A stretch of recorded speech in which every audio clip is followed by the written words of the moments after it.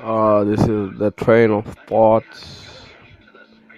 My work deals with my journey as an artist in the train, and it's a process of finding the journey as an artist, and to capture the emotions and the movement of the train through the faces that I see, and learning about how the train becomes a a story that can be told by talking and speaking with the people that I see around me.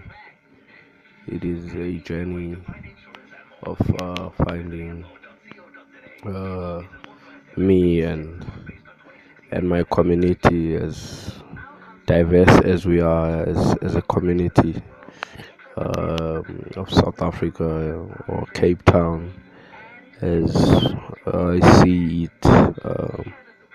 Thanks.